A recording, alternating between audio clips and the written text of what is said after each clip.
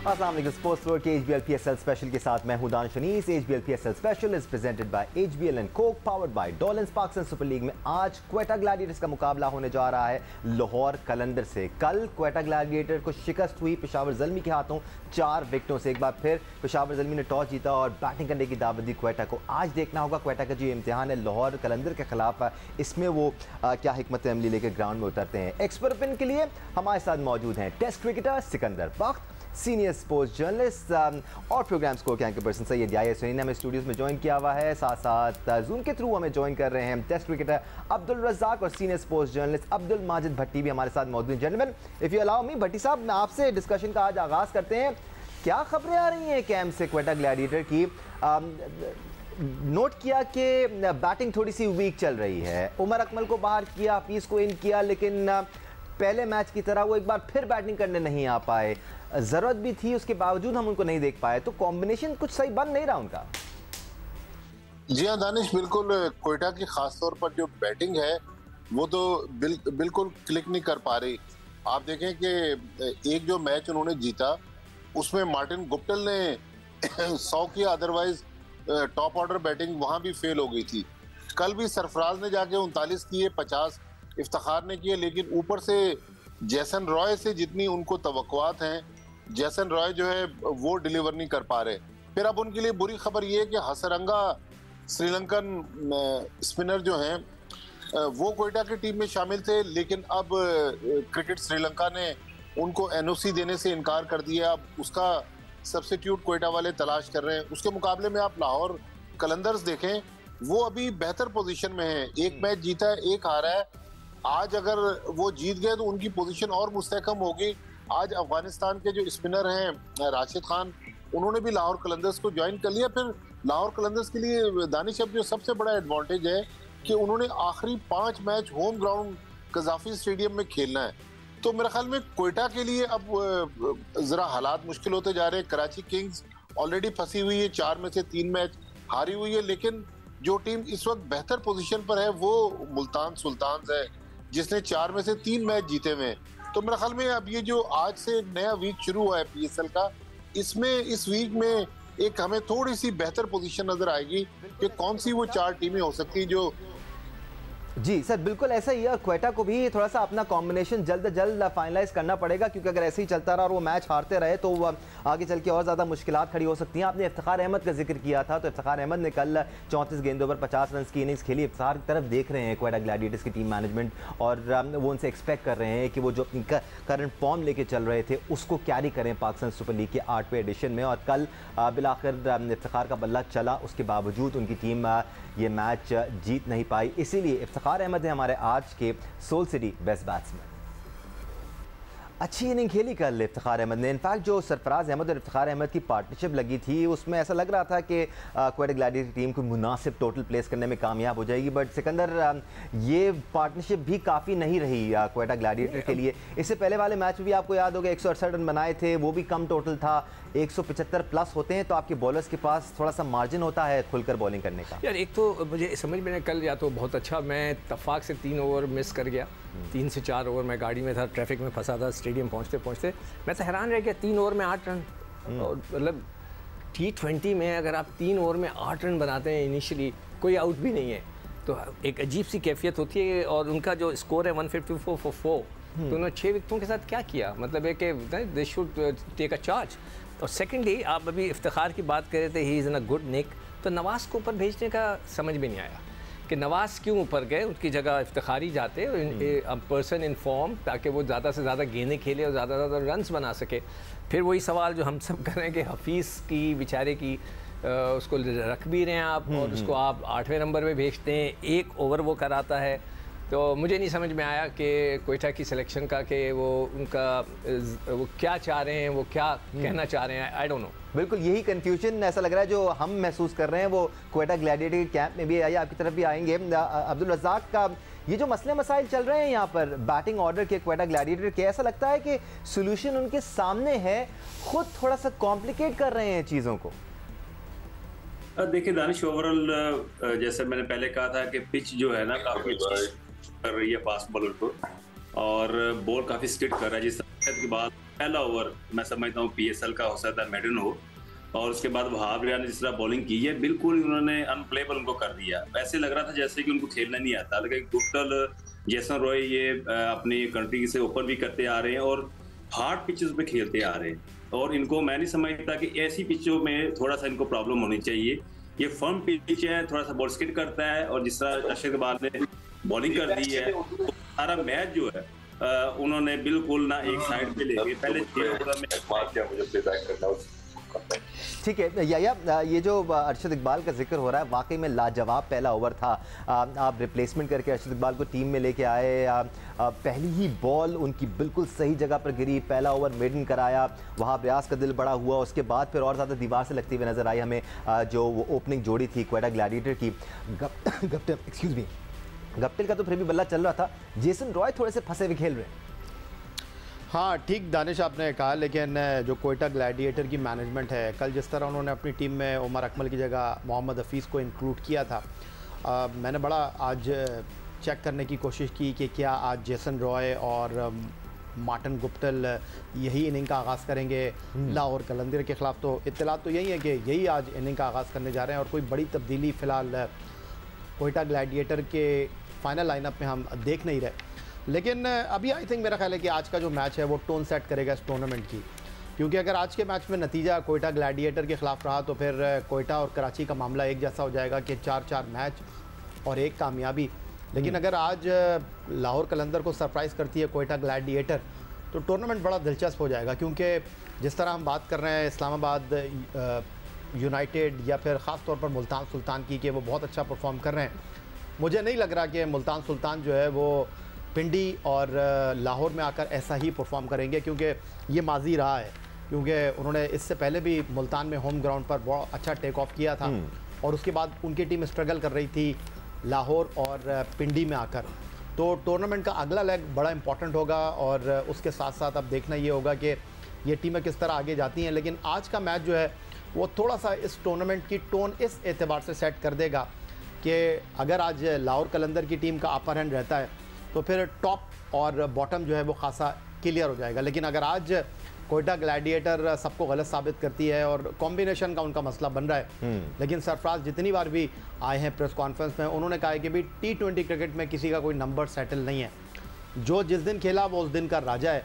और इस बात को आपको अंडरस्टैंड करना पड़ेगा कि टीम बुरी नहीं है, लेकिन जिन खिलाड़ियों के ऊपर आप बैंक कर रहे हैं, कल का मैच 155 रन बुरे नहीं थे, लेकिन जिस तरह अकेले तो हसनैन नहीं जिता सकते थे, नसीम नहीं जिता सकते थे, लेकिन उनके स्पिनर ने जिस तरह बॉलिंग की है, उसके साथ कैस ने या नवाज कोई एक अगर बॉलिंग कर देता तो स्टोरी डिफरेंट हो जाती। फिर कल किस्मत भी साथ नहीं थी क्वेटा के, वो जो कैच हुआ कर्टन से पाँव लग गया बंगल जई का। तो मेरा ख्याल है कि आज आपको डिफरेंट मूड में नजर आएगी क्वेटा ग्लैडिएटर। डिफरेंट मूड में नजर आएगी, ये प्रेडिक्शन कर रहे हैं याया हुसैनी। बट अब्दुल रज़ाक, अगर हम क्वेटा को देखें, बेशक बैटिंग उनका मसला लगता है, लेकिन उसको कॉम्पनसेट करती हुई नजर आती है उनकी बॉलिंग लाइनअप। जिस तरह नसीम शाह और मोहम्मद हसनैन बॉलिंग कर रहे हैं, कल भी हसनैन ने 4 ओवर में 1 विकेट के एवज सिर्फ 19 रन दिए, हसनैन ने 3 विकेटें हासिल की, सिर्फ 13 रन दिए 4 ओवरों में, एक्सेप्शनल स्टफ। लेकिन अगर आपके 2 बॉलर इतनी अच्छी बॉलिंग कर रहे हैं और फिर साथ नवाज और कैस मिलकर कोई लगभग 100 रन दे देते हैं, तो अच्छी से अच्छी बॉलिंग लाइनअप भी नहीं बचा सकती आपकी टीम को। दानिश देखें, वो क्वेटा को जो प्रॉब्लम मेरे पॉइंट ऑफ व्यू से नजर आ रही है सिर्फ बैटिंग के मसले नजर आ रहे हैं। और अगर इनका आपने देखा है जो मैच कराची से जीते हैं उसमें भी 1 ओवर में 30 रन जो गुप्टिल ने कर दिए वो रेयर होता है। अगर वो ना हुए होते तो ये क्वेटा कभी मैच नहीं जीत सकता था। जिस तरह ये अंडर प्रेशर खेल रहे हैं, मुझे तो समझ नहीं आ रही कि आप वेट कर रहे होते हैं, PSL का प्रैक्टिस कर रहे होते हैं, आप प्रैक्टिस में छक्के मार रहे होते हैं, जब मैच में जाते हैं तो आपकी बॉडी लैंग्वेज बिल्कुल चेंज हो जाती है। आप बिल्कुल ऐसे लग रहा है कि बहुत ज्यादा ना डिमोरलाइज लग रही है टीम, बैटिंग में स्पेशली, और बॉलिंग में इनके पास इतनी डेप्थ है कि ये 170 180 को डिफेंड कर सकते हैं। इनको भी मेरे हिसाब से फोकस है बैटिंग पे करना पड़ेगा। फोकस बैटिंग करना पड़ेगा। जी, मैं ये चाह रहा था कि हम पूछें तो इनके पास चॉइसेस क्या हैं। मैं भी देख रहा हूँ इनके पास साउथ शकील एक है बैटिंग के अंदर, उमर बिन यूसुफ भी है इनके पास, मिडिल ऑर्डर में खेल सकते हैं, ओपन भी कर सकते हैं, और एज एन ओपनर भी खेला है उन्होंने। और फिर बॉलिंग का थोड़ा सा इशू समझ में नहीं आ रहा सिकंदर बाग, क्योंकि ओडेन स्मिथ आपको लगता है इतने यूटिलिटी प्लेयर हैं, ठीक है कल उन्होंने 12 गेंदों पर 25 रन बनाए, बट एज अ बॉलर वो डिलीवर नहीं कर पा रहे हैं, जो प्रेशर ऐड कर रहे हैं नसीम और हसनैन मिलके, वो ओडेन स्मिथ लेट गो कर देते हैं। और दानिश कल उन्होंने आखिरी 7 गेंदें डॉट खेल दी, अगर वो डॉट नहीं होती तो 170 हो सकते थे। हाँ, वही ना, 150 और 180 में 30 रन का फर्क है बजाय, लेकिन उसका जो असर है चेस करने वाली टीम पे वो बहुत बड़ा होता है। इसीलिए वो मैं ये देख रहा था कि साउथ शकील एक मुझे नजर आया, उमैर बिन क्या कह रहे थे, उमैर बिन यूसुफ, तो मगर उनके पास कोई इस किस्म का स्ट्रॉन्ग कोई बैट्समैन नज़र नहीं आ रहा, कोई पावर हिटर नज़र नहीं आ रहा जो आके जो नीचे जो रन्स नहीं हो रहे उसको वो कवर कर सके। तो मुझे ऐसा लग रहा है अगर ये नहीं जीते आज भी तो फिर ये बहुत स्ट्रगल करेंगे। बड़ी साहब, आपको याद होगा जब हम क्वेटा ग्लैडिएटर की फ्रेंचाइज पे प्रोग्राम कर रहे थे तो विल जैक्स का भी नाम आ रहा था और कुछ नए ऑप्शंस हमारे साथ शेयर किए जा रहे थे कि ये भी बॉलिंग में हमारे लिए ऑप्शंस हो सकते हैं। तो फिर क्या वजह है कि ओडेन स्मिथ को तरजीह दी जा रही है दीगर ऑप्शंस के ऊपर?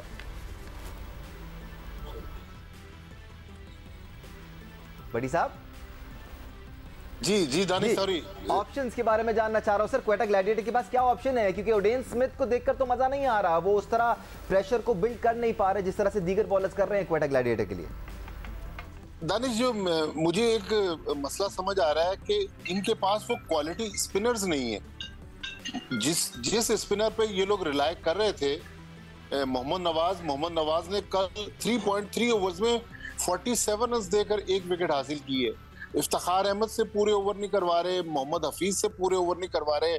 जिस तरह मैंने पहले बताया कि हसरंगा को श्रीलंका क्रिकेट जो है वो एनओसी नहीं दे रहा, तो मेरे ख्याल में ओडेन स्मिथ भी इस लाइनअप में फिट नहीं हो रहे। एक इस ओडेन स्मिथ की जगह अगर आपको याद हो, अनवर अली पास्ट में इनके पास होते थे, अब अनवर अली चले गए मुल्तान सुल्तान्स में, तो अनवर अली की कमी भी इनको महसूस हो रही है। एक प्रॉपर इनके पास ऑलराउंडर नहीं है। अगर हसरंगा होते तो हसरंगा अच्छी खासी बैटिंग कर सकते हैं, लेकिन ओडेन स्मिथ मेरे ख्याल में हमारे सर्किट में जितने अच्छे प्लेयर्स हैं शायद उतने अच्छे नहीं हैं। फेस वैल्यू पर वेस्ट इंडीज से उनको लेकर आगे हम कल भी मुझे रिसेंट मैचअप्स भी देखे ओडेन स्मिथ के जो मुख्तलिफ लीग में वो नजर आए, हमेशा खासे एक्सपेंसिव रहते हैं।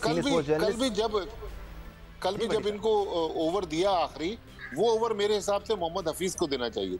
क्योंकि उससे पहले एक ओवर कराया था और सिर्फ 4 रन ही दिए थे मोहम्मद हफीज ने। Senior sports journalist Abdul Majid Bhatti sir, बहुत शुक्रिया आपका। इंशाल्लाह कल आपसे मजीद बात भी करेंगे। एक ब्रेक लेने का टाइम हो गया है, हमारा दीगर पैनल हमारे साथ मौजूद है। ब्रेक के बाद हमें आलिया रशीद भी ज्वाइन करेंगे और बात करेंगे लाहौर कलंदर वर्सेस क्वेटा ग्लैडिएटर की। आप देख रहे हैं HBL PSL special presented by HBL and Coke, powered by dollars.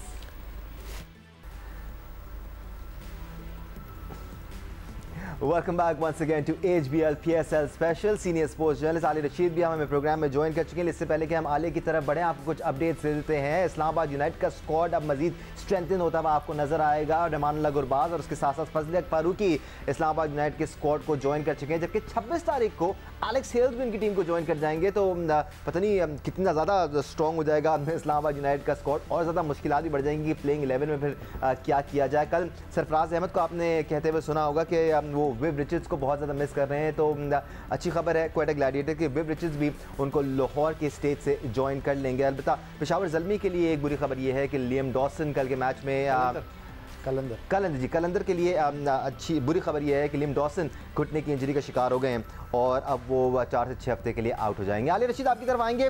किसी को अगर ये जानना है ना कि पाकिस्तान पेस बैटरी के पास क्या कुछ है ऑफर करने के लिए, तो आज का मैच देख लें। Lahore Qalandar versus Quetta gladiator. नसीम शाह, मोहम्मद हसनैन, हारिस रऊफ, शाहीन शाह अफरीदी, जमान खान, 5 तीखे बॉलर्स को आज हम एक्शन में देखेंगे। बिल्कुल दानिश, और मज़ा आएगा देखने में। बेहतरीन टीमें दोनों खेल रही हैं, लेकिन बहुत ज़रूरी बात यह है लाहौर कलंदर के लिए कि कॉन्फिडेंट होना बहुत अच्छी बात है, लेकिन ओवर कॉन्फिडेंट होना जो है वो आपको ले बैठता है, जो हमने पिछले मैच में देखा। बड़ा दाद देनी चाहिए कराची की टीम को कि वो इतने सुपरबली पंप होके आए थे कि उन्होंने तय किया था कि हमने लाहौर से नहीं हारना, चाहे हम किसी और से हार जाएं। लेकिन अनफॉर्चुनेटली हमने देखा कि हमारे जो लाहौर कलंदर की टीम थी वो उस तरह तरह से नहीं लग रही थी, और प्लस जो उनके बॉलर्स थे, अगर उनको स्विंग नहीं मिल रही भाई तो आप वेरिएशन से काम लें, ठीक है। ये T20 है ना, मगर बिल्कुल मजा नहीं आया, वो लाहौर कलंदर लग नहीं रही थी। आई होप कि उन्होंने गलतियों से सीखा होगा, ठीक है। हमें पता है कि देखें उनकी जो टीम है ना इस वक्त जो उन्होंने पिक की है, हैरी ब्रूक तो अनफॉर्चुनेटली एक हो गया मसला कि वो अवेलेबल नहीं है, लेकिन एक बिल्कुल ही वन डायमेंशनल टाइप की टीम के आप कामरान गुलाम को भी खिला रहे हैं, शाहिद होप है, हुसैन तलत है, तो स्ट्राइक रेट आपके मिडिल ऑर्डर को बेहतर करना होगा। ऊपर से आपको याद है प्रोग्राम जब हम पहले कर रहे थे PSL से, तो उस वक्त आतिफ राना को भी मैंने ऑन एयर कहा था कि देखिए आपका अगर ओपनर टॉप ऑर्डर अच्छा चलेगा तब बात बनेगी, और ये है मसला कि अगर फखर खेलेंगे तब जाके कोई ये टीम जो है बड़ी खड़ी हो सकती है। मिर्जा ताहिर बेग नौजवान बच्चा है, वो शॉट लगाने की कोशिश करता है, कर भी रहा है, लेकिन उसके बावजूद वो अंडर प्रेशर हैं, और जहां बॉलर उनको फंसा लेते हैं वहां वो थोड़े दब जाते हैं। तो ये यहाँ पे इस वक्त ये इनको बहुत जरूरी है देखना। राशिद खान के आने से ऑब्वियसली जो स्पिनर्स हैं उनके होने से बेहतरी आएगी, मगर जो असल चीज है वो ये है कि लाहौर कलंदर जीतता ही हमेशा अपने बॉलर्स की परफॉर्मेंस की वजह से है। तो जब आपके बॉलर उस तरह परफॉर्म नहीं करेंगे, कल देखें क्वेटा के मैच में चाहे हार गई, लेकिन नसीम ने और हसनैन ने कितनी जबरदस्त बॉलिंग की, मजा आया देखने का। तो ये चीज जो है उनको देखनी पड़ेगी और बिल्कुल रखनी पड़ेगी। और जो क्वेटा है उनके मसाइल आप लोग काफी देर से डिस्कस कर रहे थे। एक चीज हम देख रहे हैं, सिर्फ ऊपर से हमारे जो फॉरेन प्लेयर्स हैं ना, वो किसी भी फ्रेंचाइज में अगर खेल रहे हैं ना, तो तब आपको बड़ा जीत भी मिल रही है और आपको बड़ा टारगेट भी मिल रहा है। ये एक ऐसा पॉइंट है जिसको पाकिस्तानी प्लेयर्स को डेफिनेटली नजर में रखना है। एट द सेम टाइम अगर हम पेशावर ज़ल्मी की तरफ देखें तो उनके लोकल प्लेयर्स क्या बल्कि यंग प्लेयर्स परफॉर्म कर रहे हैं। जैसे कल हारिस ने जिस तरह का आगाज फराम किया, बैकफुट पर धकेल दिया क्वेटा ग्लैडिएटर को। रज़ाक आपकी तरफ आऊंगा, कितना जरूरी है लाहौर कलंदर के लिए भी फखर का ऊपर से चलना, क्योंकि अगर ऊपर से आपको आगाज अच्छा मिलता है, आप पावर प्ले के 6 ओवर्स को कैपिटलाइज कर लेते हैं, उसमें अगर आप रन लगा देते हैं तो मिडिल ऑर्डर को थोड़ा सा एक कुशन मिल जाता है।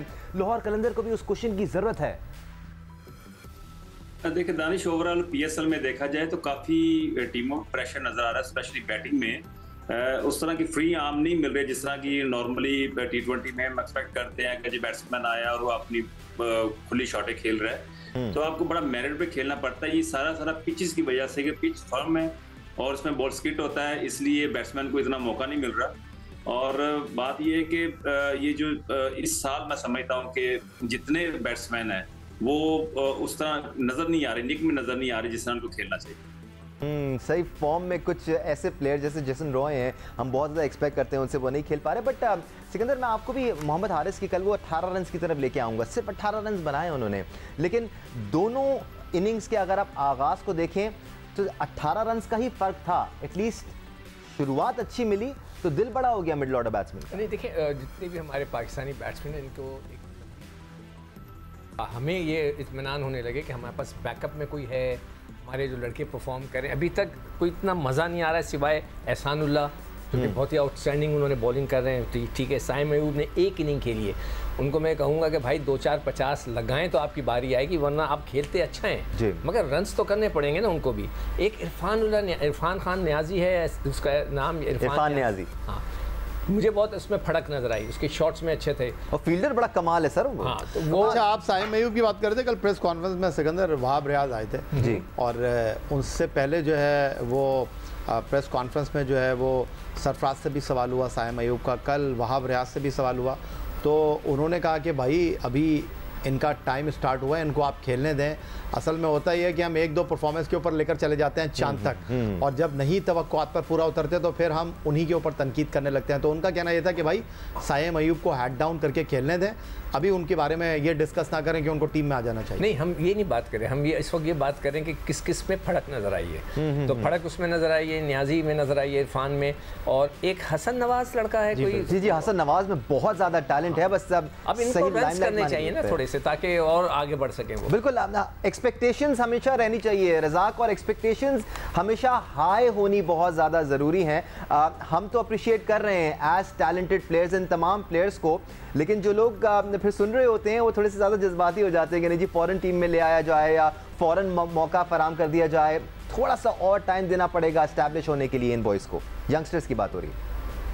देखिए दानिश, पता है क्या, ये जो क्रिकेट है ना, ये अपना रंग दिखाती है और बताती है कि कितनी टफ है। हमें ये भी देखना पड़ेगा कि एक बैट्समैन सेकंड बैटिंग में कितना रन कर रहा है, चेजिंग है, उसके लिए अच्छा टारगेट मिला हुआ है 190 का 200 का, तो वो कैसे खेल रहा है। एक बैट्समैन को 150 का टारगेट मिल रहा है तो वो कैसा खेल रहा है। तो ये चीजें भी मॉनिटर करनी चाहिए। इसमें फिर आपको ना कभी आप डिसीव नहीं होते, क्योंकि इंटरनेशनल क्रिकेट में आपको ऐसे मौके मिलते हैं। हमें ऐसे प्लेयर नहीं बनाने कि जब 200 लगाओ तो वो कुछ ना करें, जब 150 लगाओ तो ऐसे लगे कि उनसे बड़ा कोई प्लेयर ही कोई नहीं है।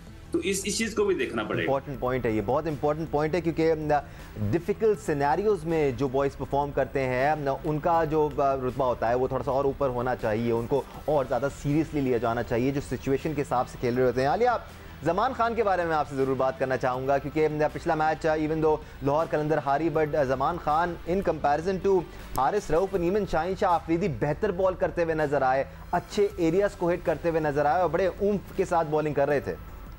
हाँ, वो शुरू से जब से आए हैं ना तब से ज़मान खान जो है उनकी तारीफ करते हैं, क्योंकि वो बड़ा लड़का फोकस नजर आता है। वो रिपीटेबल बॉल्स उसकी नजर आती हैं, डेक को हिट करता हुआ भी नजर आता है। मगर जब जरा सी भी आपके 2-4 छक्के चौके पड़ जाते हैं ना तो कॉन्फिडेंस शैटर हो जाता है। वहाँ पे बड़ा जरूरी है कि जो कप्तान है, जो मैनेजमेंट है, वो ज्यादा से ज्यादा उसको सपोर्ट करे। खासतौर पर फील्ड में जो कप्तान होता है उसका बहुत बनता है। और हमने देखा शाहीन शाह अफरीदी का, तो मैं बार बार कहती हूँ कि यही एक सबसे बड़ा प्लस पॉइंट है कि वो अपने बॉलर्स को आके बताते हैं, बात करते हैं। मगर शाहीन को भी, हारिस रऊफ को भी और भी दूसरे दीगर हमारे जो बॉलर्स हैं जो पेस पे चल रहे हैं, बड़ा नाम बना रहे हैं, उनको ये जहन में रखना चाहिए एक तो कि भाई सिर्फ पेस काफी नहीं है, आपको उसके साथ साथ जो है अपनी एक्यूरेसी को भी देखना है। आपने देखना है कि आपने किन एरियाज को हिट करना है, किसकी कमजोरी क्या है। तो हम क्या करते हैं, वही बात जो अभी हो रही थी ना कि बस हम एक मैच हुआ और हमने हीरो बना दिया और फिर हम, अब देखिए मतलब हो सकता है इस वक्त बुरी लगे ये बात, लेकिन कामरान गुलाम के लिए हम सब ने बहुत फाइट किए यहाँ बैठ के। मगर हमें इस चीज को समझना है कि देखिए एक खाली, बिल्कुल चिट्टल खाली स्टेडियम में स्कोर करना डोमेस्टिक में और लाइमलाइट में जब दुनिया आपको देख रही है, जैम पैक स्टेडियम्स हैं पीएसएल में, ये बहुत प्रेशर डालता है। तो प्रेशर को सस्टेन करने के लिए वहां तक पहुंचने दीजिए। और आलिया, मेरे नजदीक तो ये बहुत बड़ी रिक्वायरमेंट है इंटरनेशनल क्रिकेट खेलने के लिए कि क्या एक टैलेंटेड लड़का इंटरनेशनल क्रिकेट का प्रेशर सस्टेन कर सकता है या नहीं कर सकता है। ये बहुत बड़ी बात है। या आपकी तरफ आता हूँ। हम एक बात करना चाह रहा था। मैं कल स्टेडियम में था, एक ऑफिशियल से मेरी बात हो रही थी जो पीसीबी के थे, और मैं डिस्कस कर रहा था उनसे कि हमारे जो फास्ट बॉलर्स हैं वो इतने खुलकर बॉल नहीं कर रहे। इसलिए देखें, जब वो क्वेटा जल्दी आउट हुआ था पहले मैच में, पिछले मैच में, तो मैं एक्सपेक्ट कर रहा था कि जब 100 रन का, 110 रन का टारगेट होता है, जो आपके पास एक जेन्युइन फास्ट बॉलर है वो आके एक बर्स्ट मारता है। कम से कम 3 ओवर का, एक तरफ से हसनैन, एक तरफ से उन्होंने नहीं मारा, मतलब 2-4 बाउंसर्स कुछ आपके, तो मैच तो हार गए। T20 में 100 रन नथिंग। तो हमने ये नहीं देखा। तो ये जब मैं इससे ऑफिशियल से डिस्कस कर रहा था, मैं ऑफिशियल का नाम नहीं लूँगा, तो उसने कहा कि यार मेजॉरिटी ऑफ फास्ट बॉलर्स हमारे स्ट्रगल कर रहे हैं इंजरीज की वजह से। ठीक है, यही वजह है कि वो बर्स्ट टीम। या टाइम भी खत्म हो रहा है, बट शाहीन शाह आफरीदी से मुतालिक बात करनी जरूरी है। एज अ कैप्टन आपको कैसे नजर आ रहे हैं? आली जिक्र कर रही थी कि वो प्लेयर से बात करते हैं, ये अच्छे साइंस हैं, लेकिन उनकी जो हिकमत अमली है वो कैसी नजर आई अभी तक आपको? सबसे इंपॉर्टेंट चीज़ तो दानिश ये है कि वो फुल्ली फिट हैं। अल्हम्दुलिल्लाह। मैंने तो उनको बिल्कुल बाउंड्री लाइन पर बैठकर जो है वो खेलते हुए देखा है, डाइवें भी मार रहे हैं और खिलाड़ियों को जो है वो जाके सपोर्ट भी कर रहे हैं। तो इससे अच्छी कोई बात हो नहीं सकती। और अगर कप्तान फुल फिट हो, फुल रिदम में हो, तो 1-2 मैचों की हार से कोई फ़र्क नहीं पड़ता। और मैं तो ये समझता हूँ कि शुरू में आप हार जाएँ कोई मसला नहीं है, जैसे जैसे टूर्नामेंट जो है वो टेक ऑफ कर रहा हो फिर वहाँ पर हार की गुंजाइश नहीं होनी चाहिए। और सबसे इंपॉर्टेंट चीज़ ये है कि लाहौर कलंदर को 5 मैच अपने होम ग्राउंड पर खेलने हैं, ठीक, और इससे अच्छी उनके लिए कोई बात नहीं हो सकती। सिकंदर बाग, सैयद याह्या हुसैनी, अब्दुल रज़ाक, अब्दुल माजिद भट्टी और आलिया रशीद, आप सबका बहुत शुक्रिया कि आपने हमें ज्वाइन किया। आपका शुक्रिया आज का ये प्रोग्राम देखने के लिए। HBL PSL से इतना ही। इंशाल्लाह कल फिर मुलाकात होगी। PSL एंजॉय करते रहें। अल्लाह हाफ़िज़।